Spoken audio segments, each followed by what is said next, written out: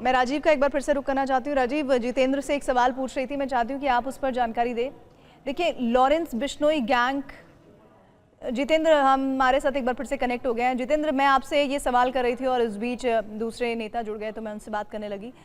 Lawrence Bishnoi gang, उसने हमला करने की प्लानिंग सलमान खान पर भी की थी, धमकी देने की जानकारियां आपको याद होगा बीते दिनों उसकी भूमिका उसमें थी, और उसी गैंग के सदस्य होने का दावा अभी तक सूत्रों के हवाले से इन हिरासत में इनकी जिनकी गिरफ्तारी हुई है, इन युवाओं के बारे में भी यही कहा जा रहा है जो हमलावर हैं। क्या कोई कनेक्शन बॉलीवुड से बाबा सिद्दीकी के मर्डर का हो सकता है? जी बिल्कुल, देखिए आपको याद होगा साल 2013 में शाहरुख खान और बाकायदा सलमान खान की जो दोस्ती थी वो करवाई गई थी बाबा सिद्दीकी की स्टार पार्टी के अंदर। काफी करीबी सलमान खान के बाबा सिद्दीकी बताए जाते हैं और कहीं ना कहीं इस एंगल से भी मामले की तफ्तीश की जा रही है। लगातार जो दिल्ली पुलिस की स्पेशल सेल है उसके संपर्क में, काउंटर इंटेलिजेंस के संपर्क में है मुंबई पुलिस। लगातार सीआईए हरियाणा से, जो हरियाणा का एक शूटर है उसके बारे में और डिटेल निकाली जा रही है कि किसी तरीके से यूपी एसटीएफ से भी मुंबई पुलिस लगातार जो यूपी का एक शूटर है उसके बारे में और डिटेल जानकारियां ली जा रही है ताकि पता चल सके कि आखिरकार पूर्व में ये लोग। जितेंद्र, मैं आपको रोक रही हूँ। एक आरोपी जो फरार हुआ था उसकी तस्वीरें आ गई हैं, वो तस्वीर मैं दिखाना चाह रही हूँ, फिर मैं आपसे आगे बातचीत करती हूँ। बाबा सिद्दीकी हत्याकांड में एक आरोपी जो फरार था उसकी तस्वीर हमारे पास आ गई है। ये देखिए, ये तस्वीर, ये तीन जो तस्वीरें हम आपको दिखा रहे थे आरोपियों की, हमलावरों की, उनमें से जो कोने वाला शख्स है, यानी कि एक्सट्रीम आपको जो लेफ्ट साइड दिख रहा है, वो शख्स फरार है जिसको हम हरे रंग के घेरे में दिखा रहे हैं। ये शख्स फरार है। टीवी 9 पर इस फरार आरोपी की तस्वीर हम आपको दिखा रहे हैं। जितेंद्र, अपनी बात को पूरा करिए। जी बिल्कुल, देखिए मैं वही जैसे कि मैं बता रहा था कि लगातार जो मुंबई पुलिस है वो कहीं ना कहीं 3 राज्यों की पुलिस के संपर्क में है। दिल्ली पुलिस की स्पेशल सेल, काउंटर इंटेलिजेंस, इसके अलावा सीआईए हरियाणा और साथ ही यूपीएसटीएफ, इन तीनों के संपर्क में रहने की वजह यह है कि जो 2 शूटर गिरफ्तार हुए हैं वो उनमें से एक हरियाणा का बताया जा रहा है जबकि दूसरा यूपी का।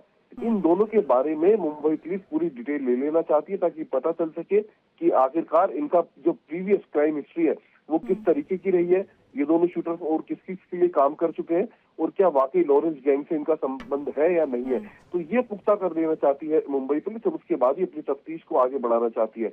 इसके अलावा जो बाबा सिद्दीकी है वो जिस रूट से आज गए थे उस पूरे रूट की भी मैपिंग की जा रही है। बाकायदा वहाँ जितने भी सीसीटीवी कैमरे लगे हुए हैं उनकी फुटेज करवा ली जा रही है ताकि ये पुख्ता हो सके कि आखिरकार क्या रेकी की जा रही थी बाबा सिद्दीकी की, और अगर की जा रही थी तो कितने दिनों से ये लोग कर रहे थे।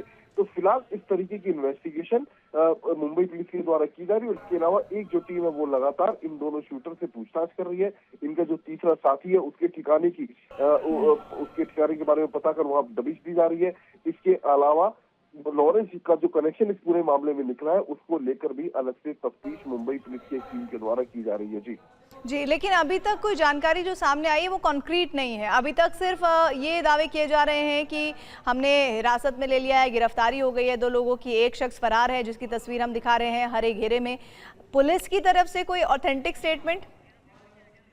देखिए, ये आरोपियों को गिरफ्तार किया गया है। जितेंद्र, रोक रही हूँ, ये तस्वीरें दिखा रही हूँ। जिन आरोपियों को, जिन हमलावरों को गिरफ्तार किया गया है मौके से, वहां पर जैसे ही ये गोलीबारी हुई वैसे ही वहां के लोगों ने इन्हें पकड़ लिया, इनके साथ मारपीट की गई और इन्हें फिर पुलिस के हवाले कर दिया गया। ये तस्वीरें हम आपको दिखा रहे हैं। जो बीच में शख्स बैठा हुआ दिख रहा है जिसकी दाढ़ी भी है, यही वो शख्स है जिसने हमला किया। इसके साथ 2 और सदस्य थे, एक फरार है और ये तस्वीर आपको दिखा रहे हैं उस हमलावर की। हालांकि बहुत साफ तस्वीर नहीं है लेकिन फिर भी आप समझ सकते हैं कि कम उम्र का एक लड़का है जिसने इस हत्याकांड को अंजाम दिया है। शार्प शूटर कहा जा रहा है, लेकिन आखिर अगर ये शार्प शूटर थे तो किस गैंग से ताल्लुक रखते थे, ये सब तमाम जानकारियां। अबू आजमी समाजवादी पार्टी नेता हमारे साथ जुड़ गए हैं। अबू आजमी साहब, बाबा सिद्दीकी और आपकी जान पहचान तो बहुत पुरानी है, लेकिन इस तरह की खबर का सामने आना, आपकी पहली प्रतिक्रिया? नहीं, बहुत धक्का लगा है। जैसे सुना कि गोली लगी, दुआ किया या अल्लाह गोली लगी, कम से कम उसकी जान तो बच जाए, लेकिन उसी वक्त खबर आ गई कि उनका इंतकाल हो गया। मतलब ये बहुत बड़ा सदमा है। बाबा सिद्दीकी बहुत ही लवली आदमी, बहुत ही मिलनसार आदमी, हमेशा हमारी उनसे बातचीत होती थी, दोस्ती हमारी उनसे बहुत जमाने की है। हमारे साथ एमएलए रह चुके हैं, मुझसे सीनियर एमएलए, मिनिस्टर रह चुके, पॉलिटिकल आदमी। मगर मैं नहीं समझता कि बाबा सिद्दीकी किसी से दुश्मनी भी होगी, किसी से कोई झगड़ा भी होगा, एक मर्डर क्यों हुआ।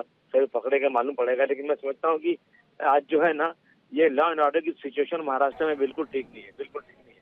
क्या होता है कि ये प्रोसिक्यूशन सही काम नहीं करता, जिसको जो चाहे पैसे देकर छूट जाता है, जेल जाने के बाद जमानत मिल जाती है, सजा नहीं होती है, मर्डर पे मर्डर होता जा रहा है।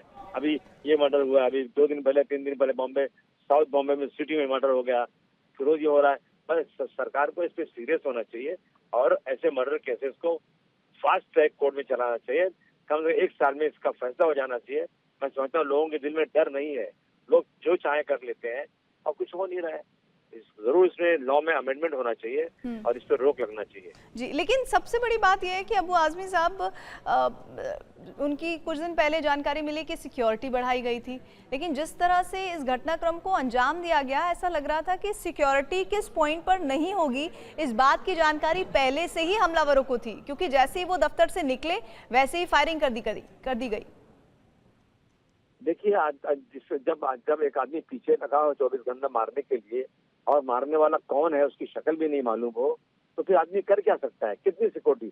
एक आदमी सिक्योरिटी वाला अपने हाथ में बंदूक खोल के तो खड़ा नहीं रहता है, उसके बदन में बंदूक लगी रहती है और जो आदमी मारने वाला आएगा फटाफट फायरिंग करेगा।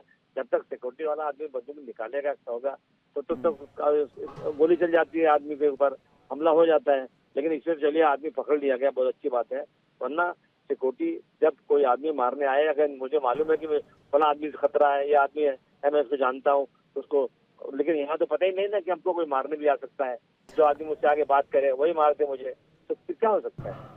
जी अबू जी, शुक्रिया हमारे साथ जुड़ने के लिए। और इस बीच आपको हम जानकारी दे दें, जिस बात को लेकर कहा जा रहा था कि अजीत पवार की तरफ से कोई रिएक्शन आया नहीं आया, थोड़ी देर पहले उन्होंने पोस्ट किया है 11:31 पर, जिसमें उन्होंने लिखा है, एनसीपी नेता पूर्व राज्य मंत्री मेरे सहयोगी और लंबे समय तक विधानमंडल में रहे बाबा सिद्दीकी पर गोली चलाने की घटना अत्यंत दुर्भाग्यपूर्ण, निंदनीय और दुखद है। मुझे ये जानकर सदमा लगा कि इस घटना में उनकी मौत हो गई है। मैंने अपना अच्छा सहकर्मी मित्र खो दिया है। देखिए, राजनीतिक रिश्ते तो बनते बिगड़ते रहते हैं। राजीव, अगर आप मेरे साथ हैं,